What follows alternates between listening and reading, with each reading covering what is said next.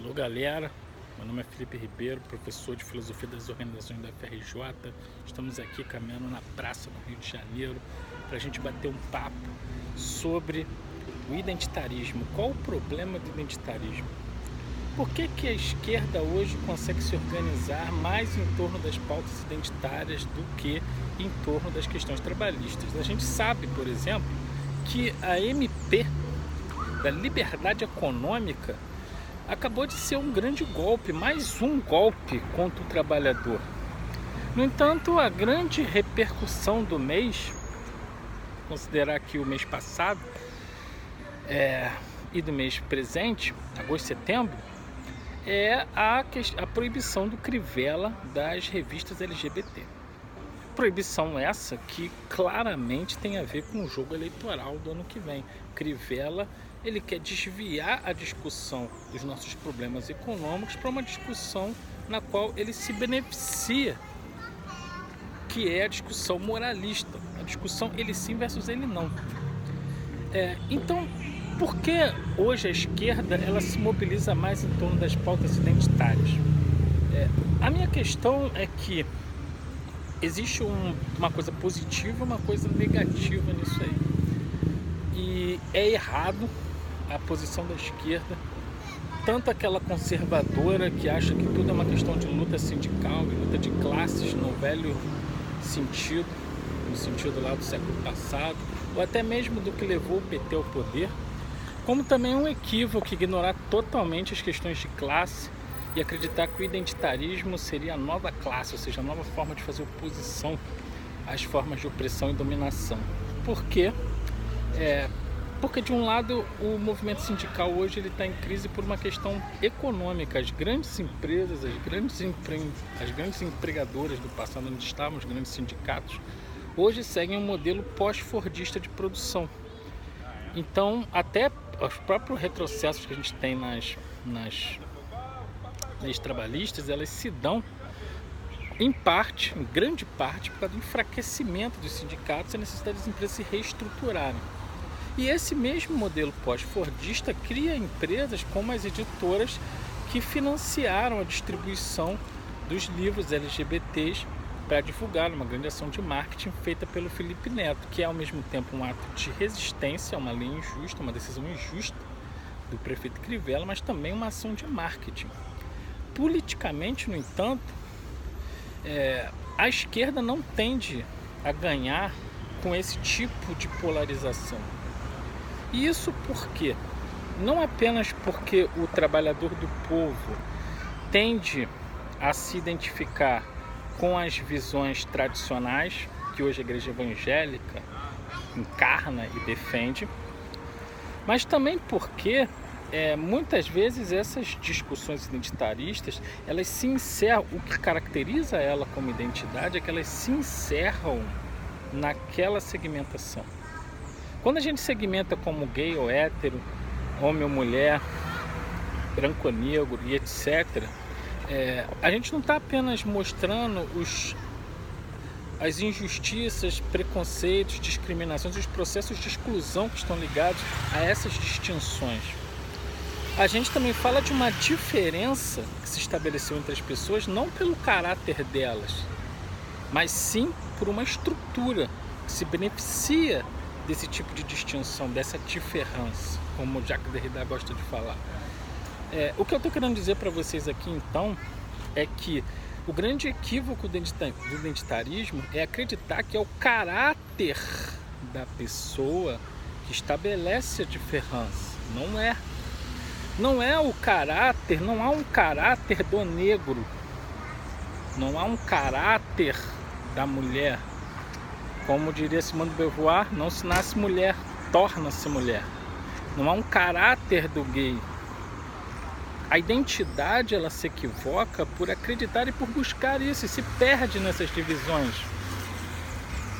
O que nós precisamos fazer para resgatar o pensamento de esquerda é vincular estas questões aos seus fundamentos econômicos.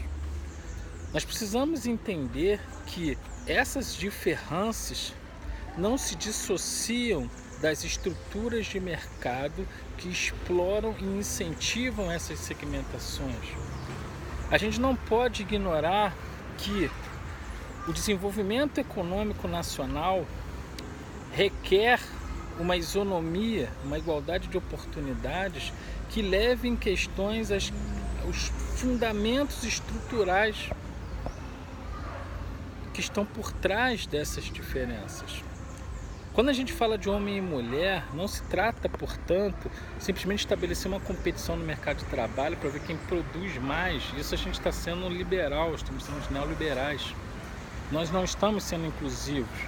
Nós temos que entender que tipo de estrutura nós criamos no nosso trabalho que fizeram com que uma mulher não possa ter tempo para ter uma família e ser uma alta executiva, por exemplo.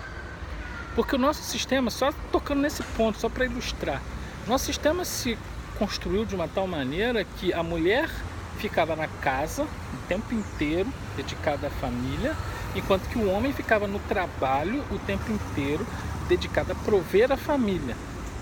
O homem sai de manhã cedo, 6 horas da manhã, volta 11 horas da noite, trabalhando até ter um ataque cardíaco para sustentar a prole. E a mulher não tem praticamente vida social, porque precisa dedicar-se exclusivamente a cuidar dos filhos. Esse é um modelo tradicional, esse é um modelo conservador. Quando a mulher vai para o mercado de trabalho, ela tem que tirar esse cara provedor e se tornar a provedora. Portanto, ela não tem tempo para ser mãe e ser mulher. Qual é a saída do capitalismo? Vamos incentivar então as pessoas a serem solteiras, a viverem solitárias, ou, quem sabe, a estar em relações onde elas não se reproduzem. Daí que não há problema nenhum no capitalismo, o lesbianismo, o gaysismo, etc. Essas empresas lucram com isso. Então, quando a gente está dentro desse movimento, a gente acha que a gente está fazendo a revolução e etc. E não está. A gente acha que está promovendo um desenvolvimento econômico e não está. Nós passaremos a fazer essa discussão a partir do momento em que a entrada da mulher no mercado de trabalho for um elemento de superação das alienações presentes lá, onde, no caso desse exemplo, está incluída a discussão sobre a jornada de trabalho. A gente só vai conseguir transformar a questão racial numa questão desenvolvimentista se ela estiver vinculada aos mecanismos de exclusão que estão na educação. Por isso as cotas foram tão importantes. E assim sucessivamente. A gente precisa ser capaz de vincular e compreender o vínculo dessas diferenças com a estrutura econômica que se explora e beneficia delas. Senão a esquerda vai continuar presa ao mesmo problema. Briga entre si, a classe trabalhadora se divide, as pautas moralistas são as únicas, antimoralistas, vamos chamar assim, são as únicas que conseguem unir e agregar a esquerda, mas também são elas que fortalecem a direita entre o próprio povo. Nossa única escapatória, portanto, não é abandonar as pautas identitárias, mas é compreendê-las como pautas de diferenças que precisam ser combatidas através da isonomia. Diferenças que só existem não como produto do caráter das pessoas, mas da estrutura que explora e se beneficia dessas diferenças. É nessa hora em que a esquerda conseguir, em torno de um programa nacional desenvolvimentista, articular a desigualdade e os processos de exclusão que surgem e pululam e se manifestam através dessas diferenças, que nós teremos condições de se opor a esse movimento totalitário, Bolsonaro, Crivella, mas também Trump, Brexit, um movimento totalitário mundial que hoje ameaça não só o nosso país, não só a nossa Amazônia, não só a ciência e tecnologia, mas a existência do homem na Terra, de maneira mais geral. Valeu, galera? É isso aí, espero que ninguém tenha ficado tonto comigo andando pra lá e pra cá, mas fica a conversa de hoje. Bom domingo aí.